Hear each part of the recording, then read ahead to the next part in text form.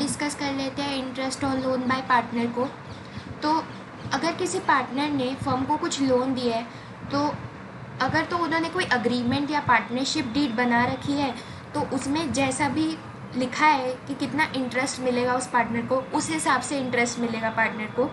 अगर कुछ नहीं है कोई भी अग्रीमेंट तो इंडियन पार्टनरशिप एक्ट 1932 के मुताबिक 6% पर एनम पर पार्टनर को इंटरेस्ट मिलेगा। ठीक है। और interest on loan by partner जो होता है वो एक चार्ज अगेंस्ट प्रॉफिट होता है।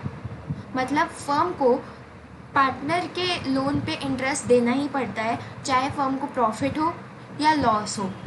ठीक है। अब इसकी क्या जर्नल एंट्रीज होती है। अब देखो, interest on loan by partner firm के हिसाब से सोचो।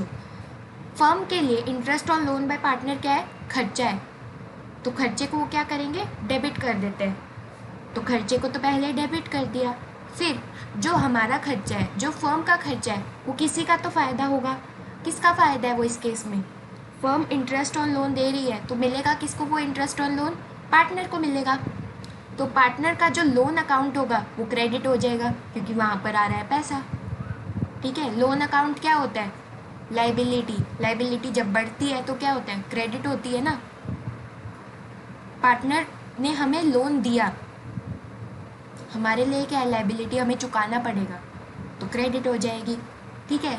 सिमिलरली नेक्स्ट जो एंट्री होगी वो क्या होगी? अब जो interest on loan by partner account खोला था डेबिट करके, साल के एंड में उस अकाउंट को बंद भी तो करना पड़ेगा। खाता खुला तो नहीं रखेंगे हम। तो जिसको डेबिट करके खोला था उसको क्रेडिट करके बंद कर देंगे। और क्रेडिट करेंगे किस पे? प्रॉफिट एंड लॉस अकाउंट में। प्रॉफिट एंड लॉस अकाउंट को डेबिट कर देंगे। क्यों? क्योंकि प्रॉफिट एंड लॉस अकाउंट का यही रूल है कि जब भी कोई खर्चा आता है उसमें तो वो डेबिट हो जाता है। ठीक है। अब हम समझेंगे लोन अकाउंट और कैपिटल अकाउंट का डिफरेंस। पार्टनर को क्यों लोन अकाउंट पे इंटरेस्ट मिलता है और हमने लोन अकाउंट स्पेशली क्यों बनाया? हम कैपिटल अकाउंट में भी तो पैसे उसको दे सकते थे।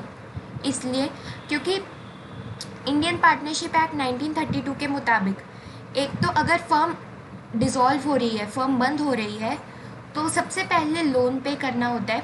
पार्टनर्स की कैपिटल्स बाद में पेएबल हैं, इसलिए लोन बाय पार्टनर अकाउंट जो है, अगर फर्म बंद हो रही है तो पहले लोन बाय पार्टनर अकाउंट को सेटल किया जाएगा, पार्टनर्स की कैपिटल अकाउंट्स को बाद में सेटल किया जाएगा। सिंपल। दूसरी बात, अगर कोई अग्रीमेंट नहीं है तो इंडियन पार्टनरशिप एक्ट 1932 के मुताबिक पार्टनर्स ने अगर फर्म को कोई लोन दिया है तो उस पर उनको 6% पर एनम पे इंटरेस्ट तो मिलता ही मिलता है, लेकिन कैपिटल पे तो कोई इंटरेस्ट नहीं मिलता। इसलिए कैपिटल अकाउंट हम बनाए, उसमें लोन का अमाउंट भी मिल रहा है, कैपिटल का अमाउंट भी मिल रहा है। फिर हमें समझ में नहीं आ रहा कि किस पे इंटरेस्ट देना था, किस पे इंटरेस्ट नहीं देना था।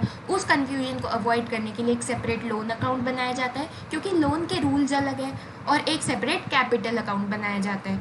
भले ही दोनों पैसे जाने पार्टनर के पास ही हैं, बट अलग अलग बनाए जाते हैं। ठीक है।